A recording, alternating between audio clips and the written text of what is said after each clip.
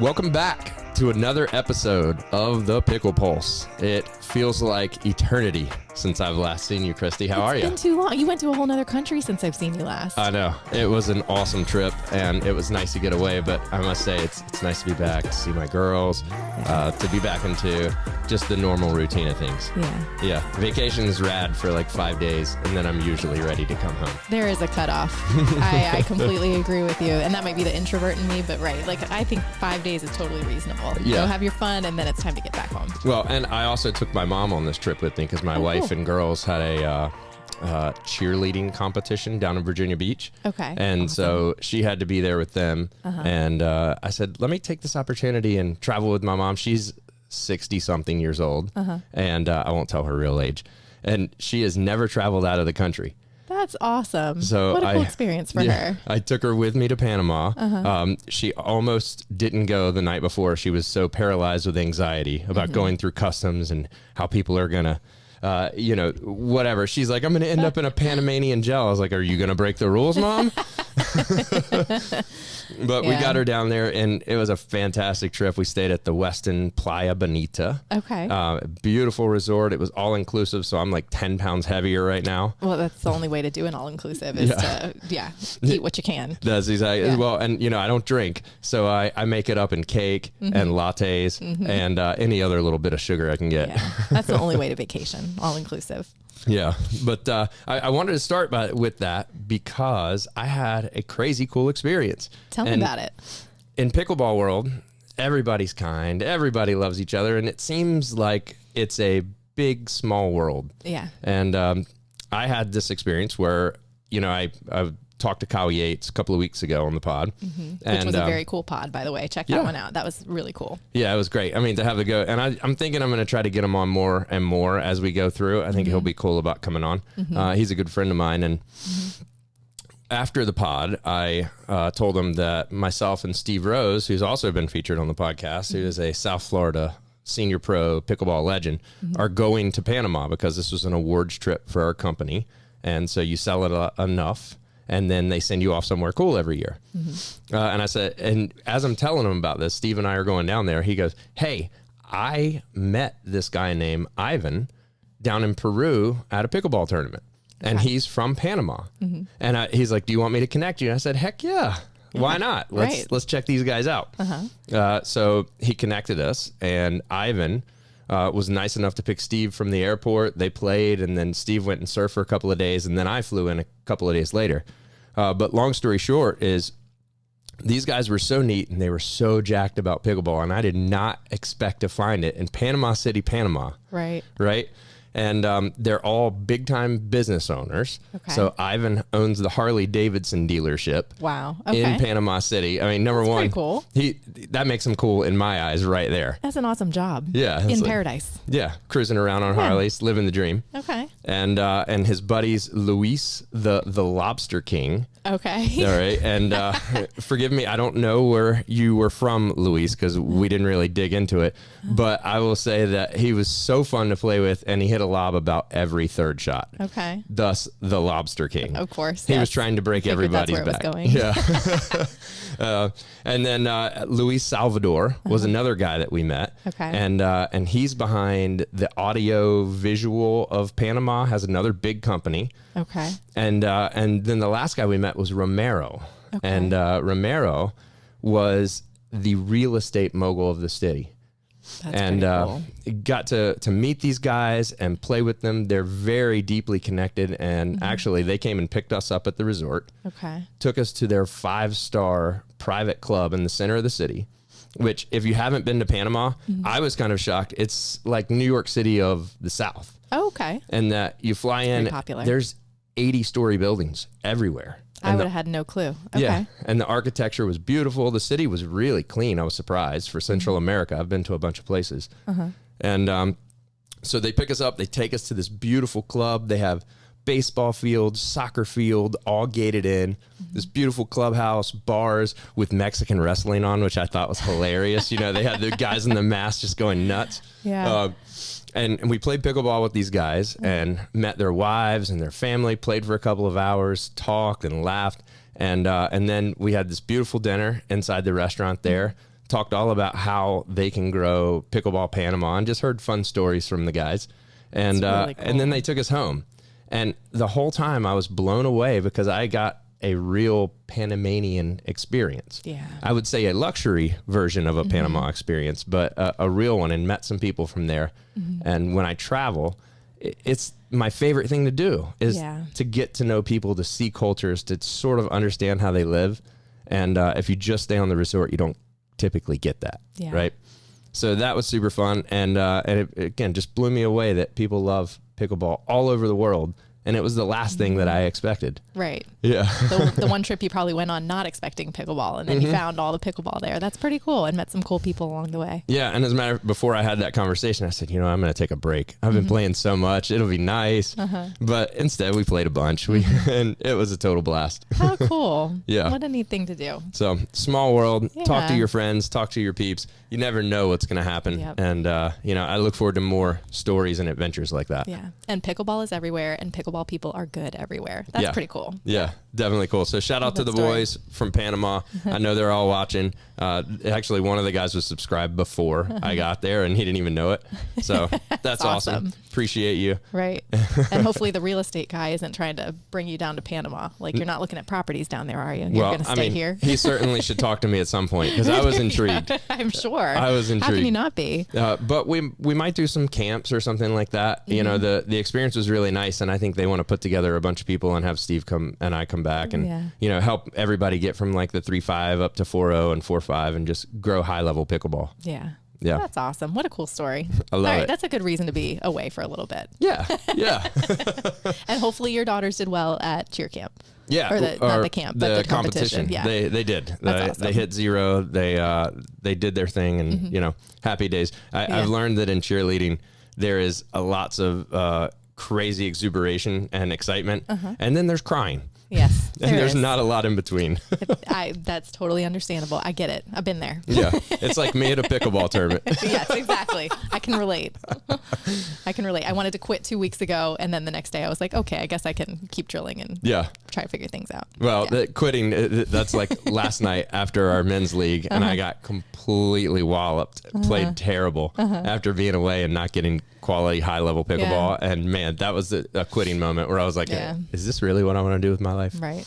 And the answer is always yes. It's but it's a strained yes, maybe. Yes. No, I've been there. No, my boy Andy was funny. He and Mike Hutton were the last match that we had to play of the night, and they're so tough together. Yeah. I mean, both of them are great players individually, but you put them on the court, and I feel like they feed off of each other. Yeah. Mike just resets everything, and Andy is hyper aggressive and getting better and better. And after they kicked the shit out of us, he just gave me this look and was like, he didn't even have anything to say. I had nothing to say to him, but right. You know, at the end, a day or two later, we'll talk again, and we'll be boys. Yeah, there you go.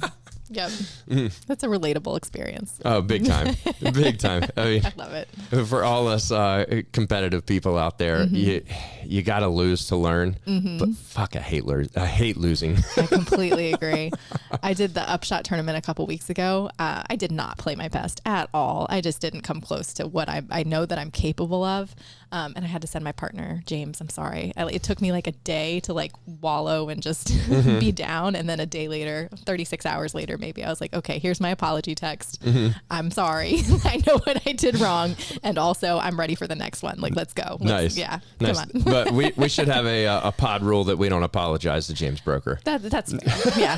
I'm sorry, not sorry, James. Yes. No. It's like, you should have been better and covered more of the court. I mean, he couldn't have done any more. He covered the whole court. I really am sorry. Like, I just didn't hold up my end of the deal, but yeah. No, it had to be James. Couldn't be you. Couldn't be you, Christy. Thank you. Yes. I appreciate that. You're welcome. You're quite welcome. So the real reason we got together tonight, other than to just exchange fun pickleball stories, is the PPA had an amazing event over the weekend. They did. A kind of a unique event. So this was the Pickleball Central Indoor USA Championship that was held in Minnesota this weekend. So a colder tournament for those pros and an indoor tournament when a lot of them are used to playing in warmer weather outdoors. So kind of a unique. Yes. And Princess Ben Johns just said, oh, it's too cold for him. And he stayed out. He stayed out. I don't think he played this one last year, which is why I'm picking on him. Right. There's two things. I don't think he likes cold. And I know for a fact he doesn't like to play indoors. Right. Because his first singles loss in like 100 matches was to J.W. Johnson 18, 24 months ago or so. Pull. Yeah. When they had to go indoor at a rain thing. And man, I was so fired up when J.W. beat him too. Right. The stuff like that sticks out for sure. So we've got our top 10 from the weekend. I think that's what we're calling it. We're going to kind of fire through our 10 takeaways and share some thoughts on them and go from there. So that's perfect. That's what we got. That is perfect. So what's number 10? So number 10 is who was not here. So you actually just started strong with us. So I think that what's important to note about this tournament is there were some key names that chose to not come. Not just Ben. Anna Lee was not there. Tyson McGuffin was not there. Etta Wright.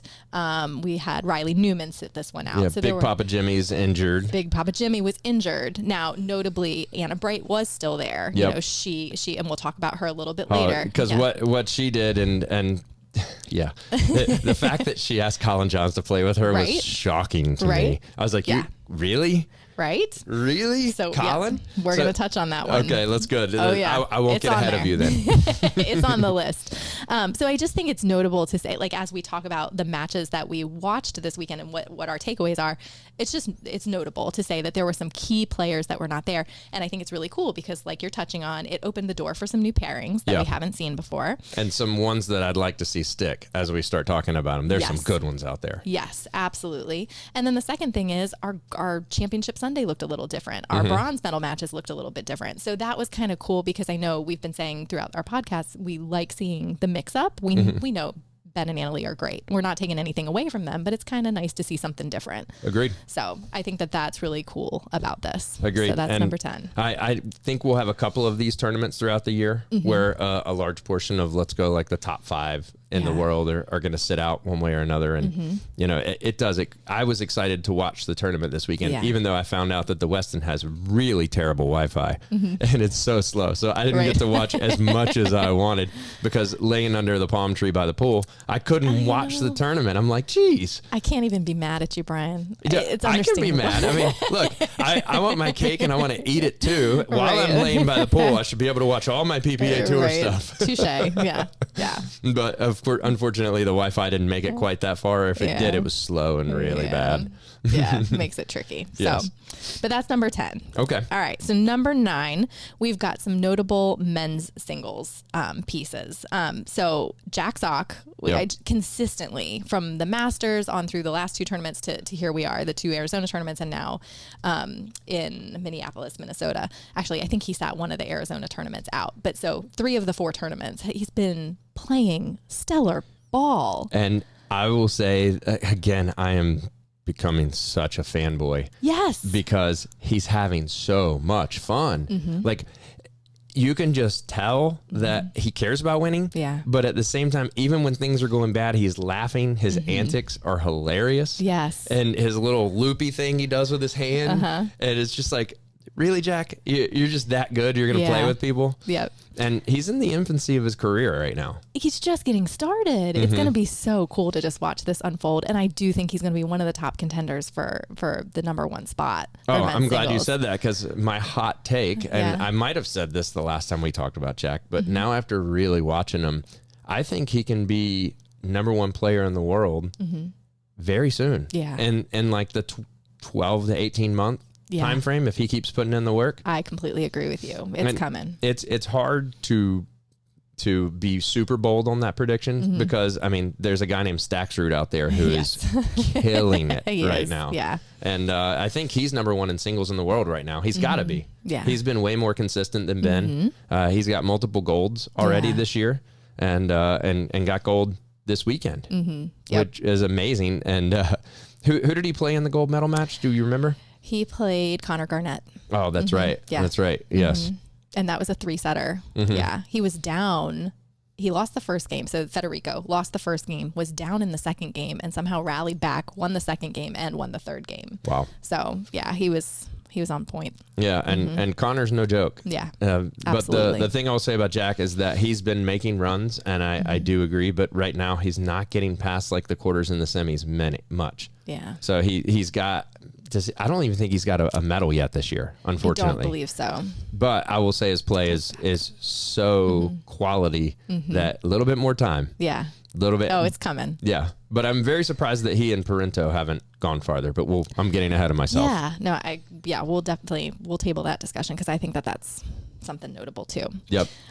So sticking along with number 9. Okay. Yeah. I have more to talk about in singles too. So. Oh yeah. Perfect. Go ahead. We're not leaving this yet. And I'm not a huge fan of singles. I think I've said that before. I'm a doubles girl. I like gender. I like mixed. Like the fact that I'm putting singles on here says something. Singles was interesting. It was entertaining. Oh. So yeah. And men's singles is entertaining every time. Yeah. It's just beast mode. Yeah. So I got to bring up Case and Campbell again. Case and Campbell, the same kid that from Mesa. Oh, yeah. Yeah, he showed up again. He made it to the quarterfinals. He beat Colin Schick, who again is a great singles player. So he put it there. And then I think that he ended up losing to Christian Alshon in 3 in the quarterfinals. And that was a really tight match. Yeah. And so watch out for this kid. No, I think he's going to make a splash. So we've got this year making a splash, Augie Gee and Case and Campbell. And I was listening to a pod this morning, and the most interesting thing I think about both of these guys is they're not eligible to play an MLP. Interesting. They're not signed players, and only signed players can play MLP. Interesting. Okay. Yes. So what are these team managers doing? Are they going to pay them on the side and stash them behind some of the guys? Right. Not a bad idea. Look, if I was a team owner, I'm going, these are guys that are on the up and up. They're coming up. And, if we can get them on the squad early and stash them and have them there, then it's true. That's where my head would be. Absolutely. Especially with Augie. Yeah. Yeah. I mean, just watching these guys, they're ready. They're ready for it. And Case and Campbell is hitting just winners. I mean, he is absolutely ripping it from the baseline. He's got a great all-around play and style, and he's quick. So I think his hat is absolutely hideous. Right. I mean, like, let's be honest. I get it's your lucky hat, but goodness gracious. Yeah, that one's tricky. But how can can't be mad at that either. No, it's his lucky hat. Look, you do you, boo. But it's an ugly hat. There you go. That's totally fair. I really like him off the court too. Like, seems like a humble kid, and he's just got good energy. Yeah. Keep watching him. So, anything else on singles for you? Let's go, Jack Sog. No, I think we covered it. That's good stuff. All right. Number 8. So, for the first time in a while, we had PPA and APP on the same weekend. Yep. Notably, APP had more participants than PPA, which I don't think happens very often. Yeah. I don't know if it had to do, again, with venues potentially. One is the APP was in San Clemente, California this weekend. So warmer weather, outdoor venue versus Minnesota, where you've got an indoor venue, colder. So that could be a stark contrast there. The location, I imagine California is much heavier with pickleball players than Minnesota, of course. Yep. So some differences there, but I just thought that was pretty notable that APP, I think, pulled in like 1,400 participants in this tournament, and PPA, I think, was less than 1,000. Yep. And the Johnsons played APP. And the Johnsons played APP. Yes. What are they doing? I think they're giving it to the man. They're sticking it to the man who was supposed to pay them a lot of money, didn't. And now they're like, look, we're going to play where we want, and we're going to take our crew. Yeah. And exactly. And interestingly, they probably could have won gold in both. They ended up winning gold in APP for mixed. They could have won gold potentially in both, right? Yeah. How cool is that you can just show up to whatever tournament you want and get your gold? Georgia and J-Dub are a top 5 mixed team. Yeah. Period. Yeah. And so no matter where they show up, they're going to be in contention to win the whole tournament. Yeah. And that's a big loss for the PPA not to have them there. Yeah. So I'm wondering how Connor Perdue is handling that. Yeah. Does he care? Is it like, what's going on? I don't know. Connor, if you want to come on and talk about it, let us know. Let's go. That's pretty crazy. So. Yeah, I just found that interesting. The other thing that's tricky when you have PPA and APP is viewing. I'm sitting there, I already got two devices with pickleball to add a third, and they're all competing with each other. I don't know. You're going to end up being like the football fanatics you're going to have a room with 10 screens up so you can watch all the matches. So what's funny is Brad watches Red Zone. I can't stand it. Just it's the way it pops ADHD football. around. Oh my gosh, cannot stand it. All of a sudden this year, I'm watching PPA on all my different devices. I've got my phone, my TV, my tablet, and I was like, oh my God, I get NFL Red Zone. Yes. Like, I get it now. Now you see it. There's so much to pay attention to, and I want to see the highlights, and I want to see the good stuff. And then I'm scrolling through all the Instagram feeds of PPA and pickleball memes, of course, which is another good source of entertainment and information. Yep. So like, I get NFL Red Zone now. I'm sorry, everybody who I've ever put NFL Red Zone down for. I get it. I'm a Red Zone fan as well, so I get it, Brad. Yeah. All right, number 7. Patrick Kwaka and Daria Walczak. Who? Who? Yeah. Who? Made it out of the APP mixed qualifiers all the way to the gold medal match against the Johnsons. So this was I know we're kind of switching back and forth from PPA to APP, but it's all our top 10 takeaways from our pickleball filled weekend. That's correct. They played stellar ball all weekend and somehow had a Cinderella story and made it out and went to the gold medal match against the Johnsons. They ended up losing. Okay. But how cool. We haven't had an a story amazing like that in a while. Yeah. Do we know anything about these guys? I know nothing. Okay. I should probably put that in my to-do list. I'll figure something else out. A little bit of research will fill you guys Yeah. in, but that is a huge story because on either tour, I mean, if you're making a run to a gold medal match in the pro division, you are meant to be there. Yeah. I think that's really cool. And absolutely, to your point, this is not a fluke. It's kind of like we had said about Case and Campbell. When you can perform that well consistently game after game after game, it's not just one game you got lucky at and somebody had a bad game, so you got the dub.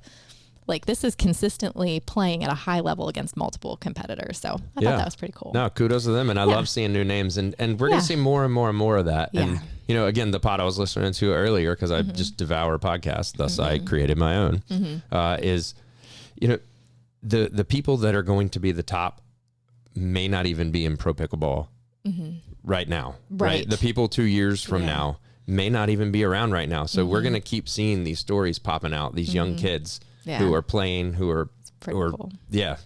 drilling and want to be there. Yep. Some hungry people out there. All right. Number 6. Let's go. All right. Georgia Johnson made APP history. 3rd woman to get a triple crown behind Simone in Paris. But how cool is that? She got her triple crown. So she got the gold in all 3 events this weekend. And she was the youngest person to do so at 17. Yeah. So cool. That is amazing. Yeah. Well, and she's a really cool story because I remember my first PPA tour event. I flew down to Orlando 2 years ago. I was so nervous for singles day. A side note on this one, that I showed up at the event with no socks. And was like, you know, Yep. And of course, walk around, ask 3 or 4 people. Somebody gives me a sweet pair of socks. I play lights out in them all day. Oh, perfect. Now I'm a Stance fan, so Stance socks. And whoever that person is out there, I'm still truly grateful and thankful for your help, because that's a $20 pair of socks they just handed over to me. That was nice. Yeah, it was Saved definitely cool.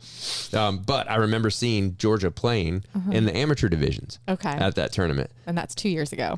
Yeah. 2 years ago. Look at her now. And they're like, hey, that's JW's sister. And I was watching her play and I'm going, yeah, she probably belongs in that 4 or 5 range. And I've been truly surprised to see how quickly she's gotten so good. I mean, look, you got a training partner like her mom and her brother and living where she does. It's very helpful. Pretty cool. Man, she's good. Yeah.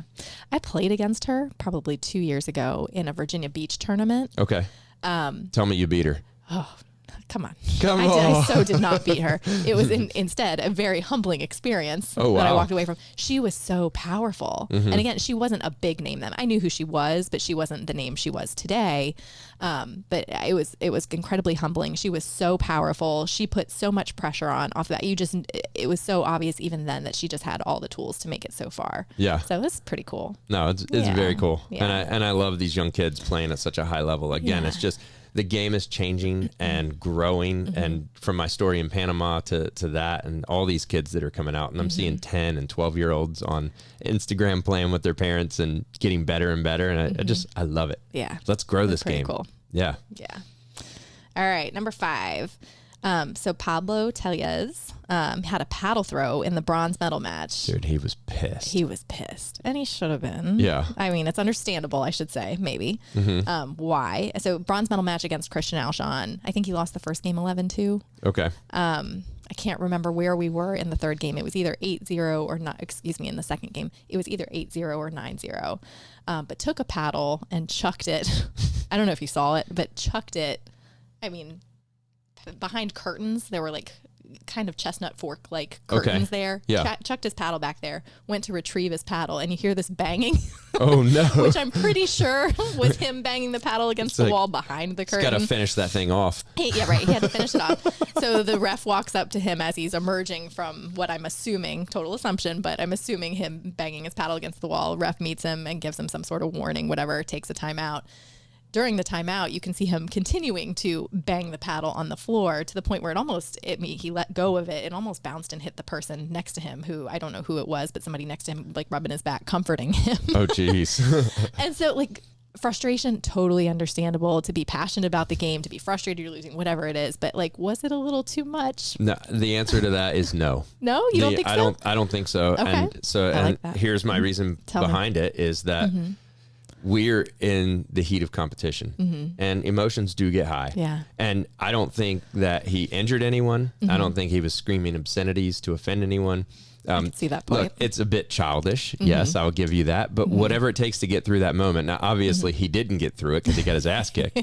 Right. But I bet he goes back and learns from it. And we see this on the tennis tour all the time. That's true. I mean, we've seen guys take out multiple rackets and smash them against things on the sideline. Right. That's true. So I'm going to go. I'm okay, with it. Yeah. It adds a little intensity. It adds some what's the word? Machismo to it all. I gotcha. I think I might be on the opposite side. I think today I'm not okay with it because of the reason of like come on, like, let's be grown-ups. We're adults here. Like, let's take a deep breath, call your time out, whatever. I think it was, I understand the initial one. I think that it continued going. I was like, come on, rein yourself in. Like, you can do it. It's okay. Mama Christie does not approve. Therapist Christie. Right. Exactly. That's what it is. I'm like, oh, come on, man, rein it in. Because at the same time, you're also showing your opponent where you're at. Like, I think that at that point, when he let himself go to that place, he was done. Yeah. But he knew it before then. That's I think probably true. Yeah. He's like, I'm 8-0 down or whatever it was, and this is it's not going anywhere good. But he could have hurt somebody. There could have been somebody behind the curtain. The paddle almost hit some. Who was it before? Was it DJ Young who smashed his paddle and it went and it bounced into the crowd and hit somebody? Yeah. So that has happened. It has happened. And I believe there was a fine there for him. Maybe it was $1. Nobody knows. Right. Sure. Could have been low, but I'm just, come on. I get it on a logical level, and then at the same time, I'm like, rein it in. What do you guys out there in the internet world think about that? Let us know in the comments if you think it is appropriate behavior, if you're okay with it. Yeah. I'd be curious to see. Yeah. All right. Number 4, our comeback girl of the weekend, Paris Todd, had some crazy comebacks. She did make it to the gold medal match. She did not win the gold medal match, but she had some stellar runs. I think one of the biggest things she did was, I think she was down 9-1 in the third against Leah Jansen in the round of 16, I want to say. Okay. Leia's a beast in singles. Leia's a beast in singles. Yeah. So Paris is down. She comes all the way back, wins that match, is able to advance on, ends up making it all the way to the gold medal match against Salome Device. At this point, Paris is down 9-3 in the third. To Salome. Paris calls a timeout, composes herself. She's able to bring it back to 9-9. Wow. She ends up losing, but I love her grind and her grit. And the reason I put her on here is part of it was her celebration. Like, she had one point, I think it was at 9-8 in the third, where it was a very long, very well constructed rally between the two of them. And she just she looked like a lion afterwards, like, rah! Like, she just let loose with her excitement and passion for the moment. And I also love what she does between each point. She'll actually turn around and you'll see her whispering to herself and kind of mumbling under her breath, like talking to herself and coaching herself up, which I just love. I love her composure. Yeah. I wonder what she's saying there. If it's like, I bet it's not negative self-talk like I do. It's just like, it was not Pablo Tella's talk. No. Okay. No, it was Paris Todd talk. Hot take on this. How good is Paris? Where do we put her in the world right now? I mean, is she a top 10 player? I think so. I'm saying that impulsively. I would need to literally sit down and write a list of the top 10. Yeah. But I think so. I mean, top 10, she's right there. She's getting darn close. Yes. And her skill sets are there, but she really hasn't done much on the double side other than in the APP. She's the queen of the APP. She is. And I feel like she should be in PPA. You know, it's kind of the unspoken, the PPA has your top tier pros. Yeah, but she's playing with her boyfriend in mixed. Yep. I'm wondering if she trades him in for a newer, shinier. Yeah. But could that hurt the relationship too? You never know. That's a tricky one. Yeah, it definitely is. That's why you don't play with your wife. You don't play with your boyfriend. Yeah. The same thing as Lolo and Julian Arnold. Yeah. That's like Julian's got to drop her. He'll start winning mixed if he does. She's just not playing high quality pickleball right now. And I'm not saying she's not good. It's just not working. Right. She's great, but it's not working. Yeah. And Julian has the capability to take it farther. Absolutely. Yeah. So, this was the other thing is if it was MLP, is she like a first round female at this point? She's close to it. Yeah. I think that's a great question. She's right on the cusp. Because that would mean that they're 12 teams. She would have to be top 12 for that. Yeah. Yeah. Yeah. Although I've heard so MLP is crazy out there, and I know I keep going down rabbit holes. I'm so sorry, but it's just the fun part is we can do rabbit holes. It is on my mind in that they have two different leagues within it: the Premier and then the Challenger. Yep. And there are talks that the Challenger might stay, but there are also talks that it merges together, and I think that's kind of where it should be, is just have one league. Yeah, giant one. Diversify the players further, make it harder for Ben Johns to win. Yeah. Yeah, and then let everybody kind of come up, because in the end, 2 years from now, MLP is not going to look anything like it will today.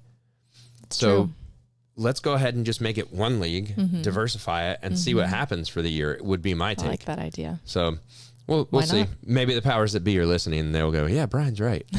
Highly doubt it. But we can hope. Yes, that's right. I like that. What else we got, Christy? All right, number 3. So we kind of touched on this at the beginning as well, the unique pairings.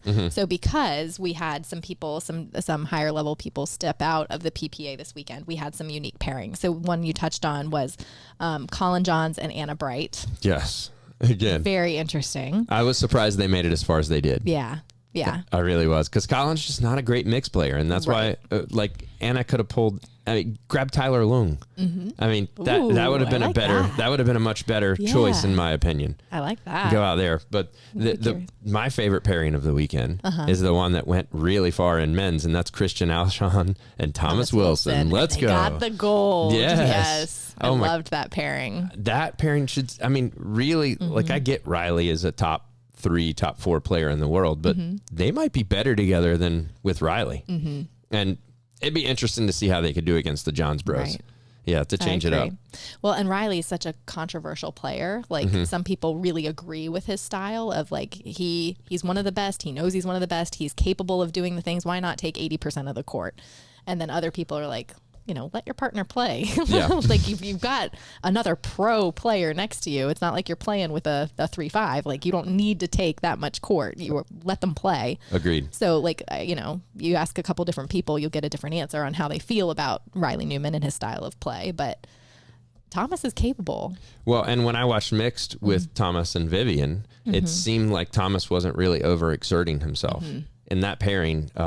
Unlike a lot of the other guys, I mean, yes, he's still stepping over and taking the balls he should, but she's playing like a lot more than some of the other girls out there. She is. And it's really, really cool to see, because she's holding her own, and obviously it worked well for them. She's my favorite. I know. I love Vivian David. I know. I love Thomas Wilson. I love the two of them together. So pretty cool. And then you had Colin Johns and Matt Wright. Played together, which pickleball memes, again, I bring them up every time I'm here, but there was one pickleball meme where it had Colin and Matt standing on the right side of the court and nobody was on the left side of the court, and they're like, this is their preparation for Minnesota this weekend because they're both going to be playing the right. Oh, that's hilarious. I love it. You're so creative. I love pickleball memes. I do too. I don't know who is behind it, but they are on point. Yeah. So. But again, another one of those, like, Colin is supposedly a number 1 player in the world, but he's so specific to what Ben wants that when he goes and plays with other people, he doesn't seem to get results. Although he did get some results this weekend, and because Ben didn't play, Colin is going to be ranked higher than Ben now, right? Which I think is hilarious. It's wild. Yeah. That's so cool. This is a little bit of my own rabbit hole, but I watched a podcast with Colin Johns this weekend. Yes. I just loved listening to him talk. I know he's a good a guy at analyzing the game, like his notes from the game, like how he thinks about this game is his pickleball IQ is very high, I guess is what I'm trying to say. Yeah. And it was just really cool to hear it articulated from him. It was like an hour-long podcast. I think it was the Kitchen or the Dink. I'll have to send it to you. Okay. But Zane Navratil was on the podcast with him. It was just a really great podcast of how he sees the game. I watched that one too. Oh, I you know. did? Yeah, Okay. yeah. Oh, yeah. I watched them all. Yeah. And he's just like he's so serious with it, but so smart with it at the same time. Like they're kind of joking with him, and he's like, he'll smile, he'll chuckle a little bit, but then it's back to business. And I love it. Yeah. Do you? Yeah. I don't know. Actually, I'm too much of a jokester to love got it. It's like, but I will say I agree after listening to him on that podcast and then listening. He and Ben have the pickleball IQ that get them to where they are right now. Not only do they have the skill set, but they seem to be smarter at diagnosing things and then fixing it quickly. Yep. Yeah. So, again, like if you're devouring pods out there, there's lots of good stuff to listen to. Yeah, that was a really good one with him. All right, number 2, making our way down. So before I say anything about number 2, I'm just going to ask you, 3 games of pickleball, how long is it supposed to take? Games to 11, win by 2. You play 3 of them. 3 games. Yeah. What's the average? Brian Green plays. I'm going to go 40, 45 minutes. That's totally reasonable. That's kind of what I was thinking too. 45, 50 minutes. So 1 hour and 53 minutes was the length of time of one match this weekend. So this was I forget where it was in the bracket, but I think it was quarters. I know which one you're talking about. Yeah. Okay. So Hayden, Patrick Quinn, and Leah Jansen against Colin Johns and Anna Bright. Okay. An hour and 53 minutes to play 3 games that all went into overtime. Was it a snoozy dink fest? So some of it was, which I love. Come on, Christy. This isn't where the game's going. As a patient therapist, loved this game. Take deep breaths. But there hit was a good still, dink. Yes, but there was still some good action in there too. So don't worry. It was for all viewers is what it was for. Those who love the sport in all age. But Leia and Hayden ended up pulling it out. It was awesome. Great. They lost the first game 10-12. Then they won 14-12 and 13-11. Wow. But such a long game. And there was just a lot of patience, yes, but a lot of good, strong power fights as well. Yeah. And it was just an hour. It was an hour and 53 minutes of great pickleball. Man, that was the match of the weekend. To me, I would say my take of that, without even watching the match, is that Hayden had to be really, really patient because his normal game is not to sit around and dink. He wants to fire away and talk smack and use his little machismo that he has. He was patient specifically and very strategic, I would say, with when he chose to pull the trigger. Get into when he chose to insert himself. Yep. Yeah. Man. Okay. So is Hayden a top 10 player at this point? He's on the up and up and has had some results. He's on the up and up. I don't think today he is. I think he's close to it though. Okay. Yeah. Yeah. I feel more confident saying no about him being in the top 10 than I would about Harris, who we were talking about. I agree with you. Yeah. First time tonight. Oh, there you go. Let's go. Yeah. Love it. All right. So finally, number 1, drum roll. Oh, wait. Right. Vivian and Thomas got their first gold together. Oh, and it was so sweet because we love it. My favorite. Yes. And of course, not only did they get the mixed gold, but then Thomas, of course, got the men's gold as well. So he got a double crown, if you will. But I just love the 2 of them. I love their energy and how they play together. I did watch that match. Yeah. And that's exactly right. There's, other than Jack Sock, there's not anybody out there having more fun than those 2. They are smiling, well, specifically Vivian, smiling every single point. But Thomas, too, they seem to be like laughing with each other. And it's like, this is a total blast. No pressure, right? No pressure. Just playing the best teams in the world. Yeah. It's all good. They got the wife and baby on the side. You know, they're this like happy little family. I think she calls him Brother Tommy. Okay. Like Vivian calls Thomas Brother Tom. Like it's just adorable. Yeah. And it's good pickleball. It's wholesome. I just love it. And I saw a picture with this baby in the cup, too, which was pretty cute. Yes, which was adorable. So I'm just so happy for them that they had this moment. I think they got second place in one of the most recent tournaments. They've been having good results together. Yes. And so I think this maybe will give them the confidence, like, yes, like you've got this. Well, that's not a pairing that's going anywhere. They love to play together, and we're going to see them all year. And I mean, moving forward, if they continue to get good results, I don't think anything's going to change there. Yeah. Yeah. So I love that one. that is amazing. Well, that is our top 10 from the weekend. That's our top 10. And there was some great pickleball to be watched. There is some killer highlights out there. If you haven't seen it, definitely do. And also, look at my terrible hair. People of the world, if you like this terrible hair, let me know. I feel like a like a surfer guy getting totally pitted. So, oh my goodness. It's funny. Well, Christy, it's always fun. It's always a pleasure. Thank you for having me, Brian. Oh, that's always thank fun. you for having you. You're co-host at this point. There's no having you. I love it. I love talking pickleball. So Yes, thank you. Exactly. Well, if you're liking what we're putting out, please give us a little like, subscribe, comment, tell me about my hair. Hey, you know what? Long story short is we love hearing from you. Of course. And enjoy your pickleball this week. Brian's going to get a hat and we'll be back. It looks fine. See ya. See you guys.